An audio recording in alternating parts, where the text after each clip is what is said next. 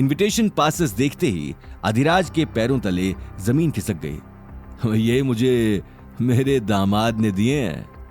अनिल ने तुरंत जवाब दिया, क्या? लेकिन ये पॉसिबल नहीं है। इस ऑक्शन में सिर्फ जोधपुर के बड़े बड़े नामचीन लोग ही आ सकते हैं। तो फिर तुम्हारे दामाद के पास ये पासेस कहां से आ गए? अधिराज को अभी तक अपनी आंखों पर यकीन नहीं हो रहा था।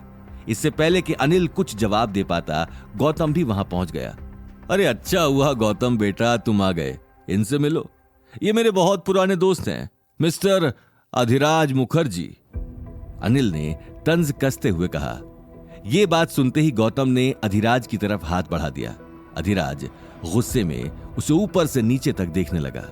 अधिराज गुस्से में गौतम को ऊपर से नीचे तक देखने लगा।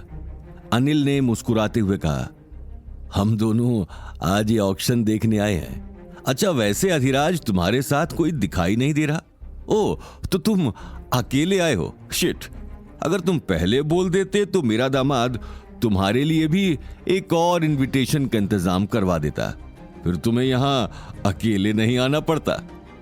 अधिराज ने ताना कसते हुए जवाब दिया, अच्छा इतना गुरूर? सही है, लेकिन अनिल तुम शायद भूल रहे हो कि मेरा ऐसे बड़े बड़े ऑक्शन में जाना आम बात है। हो सकता है तुम्हारे पास रेगुलर पास हो, लेकिन मेरे पास वीआईपी पास है। अब इससे ज्यादा तो मैं तुमसे क्या ही कहूं।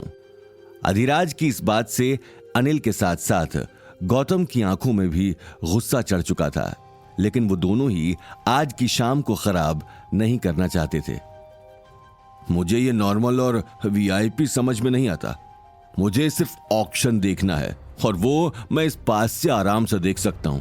चलो गौतम बेटा। अनिल ने तुरंत जवाब दिया और वो वहां से निकल गए। उन दोनों के जाते ही अधिराज गुस्से में अपने आसपास देखने लगा। वहीं अधिराज से बात करने के बाद अनिल ने जैसे ही अंदर जाने के लिए नजर उठाई तो उसे बहुत सारी लाइंस दिखाई दी, जहां हट्टे कट्टे सिक्योरिटी गार्ड्स हाथों में गन्स लिए सभी की चेकिंग कर रहे थे। गौतम, यहां तो सच में बहुत बड़ी लाइन है। मुझे लगा इस पास के साथ तो आसानी से एंट्री मिल जाएगी। अनिल ने अपने सर से पसीना पोंछते हुए कहा, अरे डैडी जी, डोंट वरी, हम इन सारी लाइन से नहीं, उस लाइन से जाएंगे। ये कहते हुए गौतम ने गेट की वीआईपी एंट्री की तरफ इशारा कर दिया, जहां सिर्फ इक्का दुक्का लोग ही खड़े थे। अनिल ये देखकर हक्का बक्का रह गया, लेकिन इससे पहले कि वो कुछ कह पाता, गौतम उसे अपने साथ उस लाइन की तरफ ले गया।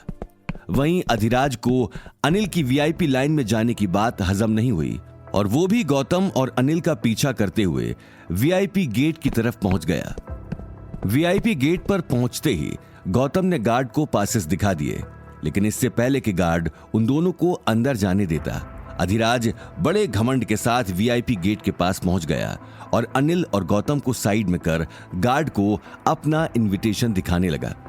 ये लीजिए मेरा वीआईपी पास, अधिराज ने एक अलग ही घमंड के साथ कहा और अनिल को देखने लगा, लेकिन पास देखते ही गार्ड्स ने अधिराज को धक्का देकर साइड कर दिया। ये देखते ही अधिराज के साथ अनिल और गौतम भी शॉक्ड रह गए। आखिर ये हो क्या रहा है? तुम लोग जानते भी हो कि मैं कौन हूं? अधिराज ने गुस्से में कहा। यस सर, अच्छे से जानते हैं, लेकिन यहां बदतमीजी नहीं चलेगी और आप इस गेट से अंदर नहीं जा सकते। ये कहते हुए एक गार्ड अधिराज के सामने आकर खड़ा हो गया और अगले ही पल दूसरे गार्ड ने गौतम और अनिल को बड़े रिस्पेक्टफुली अंदर भेज दिया। क्या मैं अंदर नहीं जा सकता? तुम्हारा दिमाग खराब हो गया है। और वो दोनों अंदर कैसे जा सकते हैं?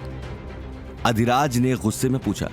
सर, उनके पास गोल्डन वीआईपी पास है, इसलिए उन्हें अंदर जाने दिया, और आपके पास सिर्फ वीआईपी पास है, इसलिए प्लीज आप उस लाइन से जाइए। गार्ड ने सीधे शब्दों में जवाब दिया। ये बात सुनते ही अधिराज के पैरों तले जमीन खिसक गई। उसे एक पल के लिए अपनी आंखों पर यकीन नहीं हुआ, साथ ही वो अनिल के अंदर जाने की बात को भी पचा नहीं पा रहा था।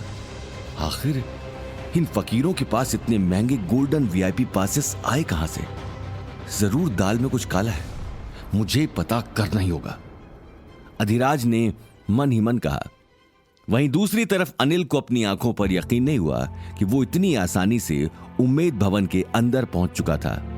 उसने जैसे ही बाहर मुड़कर देखा तो एक बहुत बड़े कांच के गेट के बाहर उसका दोस्त अधिराज अपने चेहरे से पसीना पोंछता हुआ दिखाई दिया। ये देखते ही अनिल का चेहरा खुशी से खिलखिला उठा। आगे की कहानी जानने के लिए देखिए अगला एपिसोड सिर्फ पॉकेट एफएम के यूट्यूब चैनल पर और रॉयल वारिस के सारे एपिसोड्स को सुनने के लिए डिस्क्रिप्शन में दी लिंक से डाउनलोड करें पॉकेट एफएम ऐप।